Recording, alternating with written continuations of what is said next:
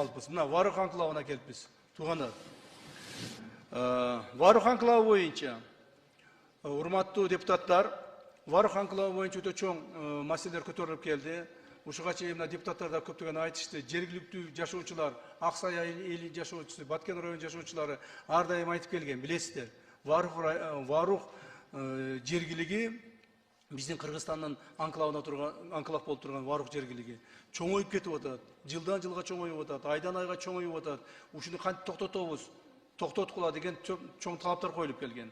Варух анклавында тажик тарап 1991 жылга карата анклавды кошкондо 19 000 жер аянтын 19 000 га жер аянтын пайдаланып келишкен.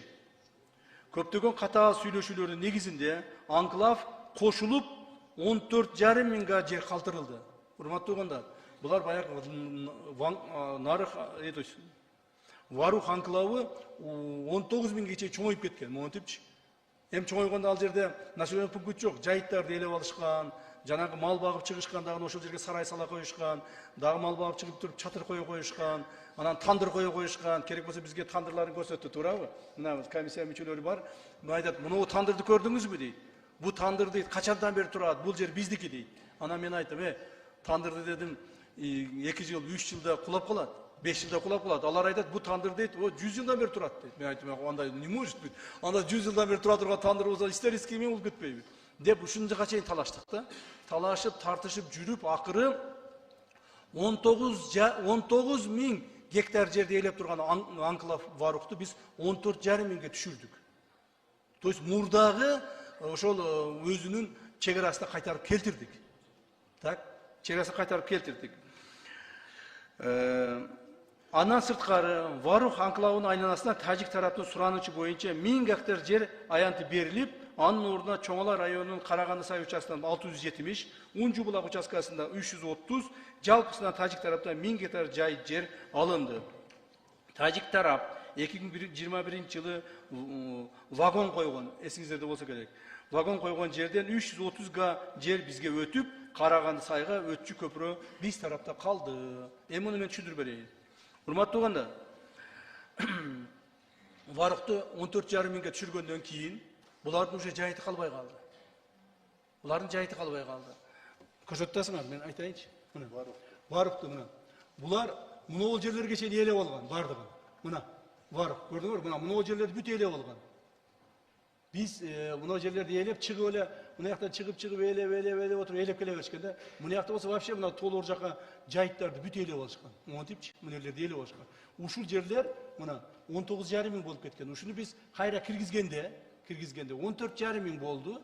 14,5 000 bolgondan keyin bular aytıp atat, хорошо 14,5 000ге макул, силер ушундай кылыпсыңар дейт. Бирок бизге дейт жер бергиле дейт, малыбыз каяка багабыз дейт. Biz murda жерлерди алып койдук да. Biz айттык, анда хорошо. Булар 5 000 гектар жер сурады. 5 000 гектар бергиле Варухтун тегерегине. Biz айттык, жок, 5 000 берсек, анда Варух мурдагыдан да чоңоюп кетет. Андай болбойт.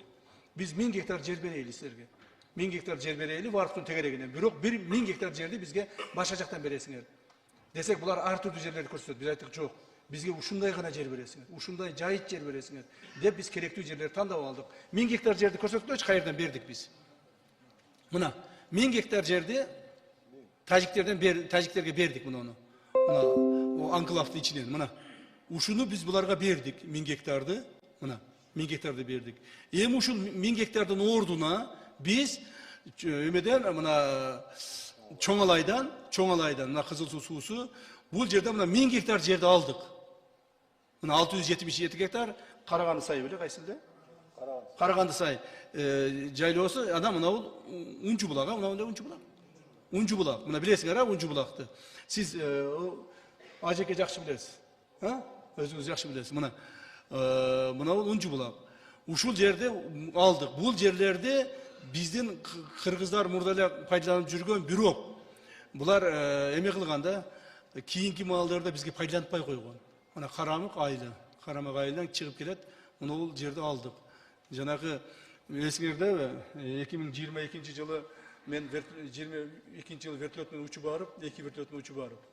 Вертолетторубуз эски болуп, экинчи вертолетубуз учуп кетип атып, авария болуп, мына ошо вертолеттун ичинде тирүү калган Kim bardı? Turup bağlaç, kim bardı vertolyotun içinde? Siz, mına. Uşul ökö vertolyotun içinde vertolyot talkalanıp, bıt çıtı kalbay 100% kuyup ketken. Bирок анын içinde биздин ачык айтыш керек солдаттарыбыз бар эле, менин спецназым бар эле, жана башкалар бар эле. Мен биринчи вертолетто кеткен, булар экинчи вертолетто кеткен да. Ошондо баары анан ушу чабышып жүрүп баягы вагонду алдырганбыз. Кимдер эсинде болсо керек, эсинде түйүп алса билесиңер. Вагондорду алдырып, анан ошол жерден кайтканбыз. 2 күн ошол жерде чабышып жатып жүрүп. Ошол жерлер эми бизге толук менен өттү. Кыргыздын жери болуп калды. Эми Карамак айылына эч кандай коркунуч жок. Наоборот, Карамак айылынын жери 1000 гектарга кеңейлип, ошол жерде мал багышат, жайлоого чыгышат. Анан ал жерде бир көпүрө проблема болчу. Көпүрөнү көрсөтүп койчу. Köprü gidip bu nerede olsa gerek eller. Nerede yok? Bunu sayda da. Bu şehirde köprü var.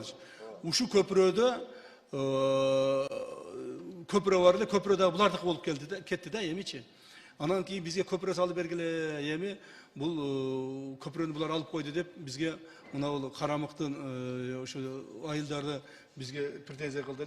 Biz уже МЧС менен барып köprünü sala turgan bu olup Алжир сай өтө узун билесиздер. Узун сайга чоң көпүрө салыш керек болуп, өтө чоң каражат кетет деп эсептеп чыгып, бир 200-500 миллион сомдук акчаны эсептеп чыгыптыр. Анан туруп тургула деп тургузуп койду беле, жакшы кайра көпүрө бизге өтүп калды. Мына көпүрө дагы бизге өттү, элдерге жакшы шарттар түзүлдү. Мына ошентип Варукту туугандар 1000 гектар Варуктан буларга жайлоо бердик. 1000 гектар жайлоону биз Чоңалайдан алдык. Карамак айылынын жанынан. Ошондой эле Варук анклавынын чегарасы анклавдын сыртынан кыргыз тарап долбоорлугун айланып өтүүчү авто жолго 100-150 метр жетпей ылдыйдан өтөт. Көрсөт ушуну. Мынау жол биздин жол. Мунягы салынган почти. Мунягы салынды, мына Аксайдан чыгып туруп келет мына. Мына салынды, Варукты тегеретип жол салып атабыз мына. Жол салынды, Варуктан неме болуп кетпесин деп. Ана мынерге чейин салынды. Ана мындан биягы проектирование болуп атат мына. Биз жолду атайла проектировка кылдык, мондай кылып туруп чегаранын чекесинен кылайлы. Кийин жолдон бияка өтүп кетпесин деп туруп ушундай жасадык. А могул жерде болсо андай невозможно экен, рельеф туура эмес экен. Ана мондай кылып туруп салып, то есть Варукты айландырып өтүп койдук. Мына ушуну менен Кудай кааласа мына жолду да салып алган болсок, муну эми сала беребиз. Себеби деген ушуга чейин биз мунун бияка жылганга болбой, могул жерде билесиңер, атыш болуп, ызычуу болуп, бая биздин Ысык-Көлдөн келген бир жаш лейтенант балабыз мына ушул мына заставада өткөн. Ушул тамдыктын заставасында. Ушул жерде ошо баланын окуясын көңүл эстен чыгарсаңар айтып коеюн. Батырларыбыз эстен чыгарбай ушундай маалда айта жүрөйлү туугандар. Себеби ошол бала ошол жерге заставага барганына канча күн деди? 15 күн дедиби? 15 күнбү, 1 ай болгон экен. Ошол жергечи заставанын башчысы болуп барат ошо балачы. Көлдүк жигит болчу. Анан ошол жерге барганда баягы согуш башталып кетип, тияктан атакан жасаганда балдардын бардыгын тоого качырып чыгарып берет дагы, өзү калып кетет. Жалгыз өзү калып кетет. Бизде ошондой патриотический эме бар да, мына Максатта дагы көрдүңөр, бир бала командир өзү калып кеткен. Бул жерде дагы командир өзү калып кетет.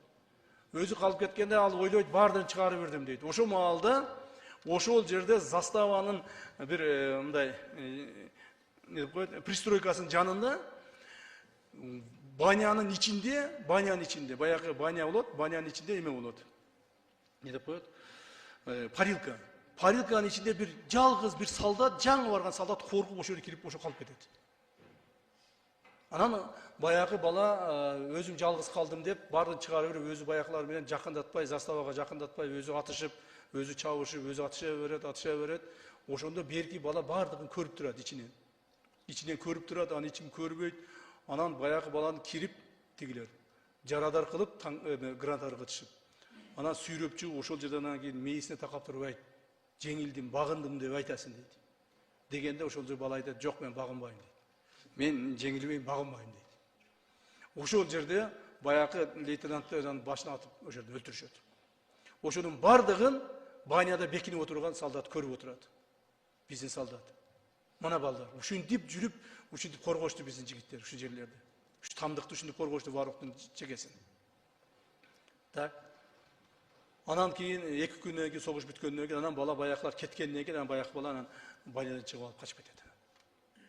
Мына көрдүңөрбү? Ушундай балдарыбыздын элеси үчүн, ушундай элим жерим үчүн мен багынбайм, атып атса дагы мен багынбайм деп өлүп кеткен балдарыбыз үчүн биз туура чечишке милдеттүүбүз. Ушуну биз максат кылып койдук.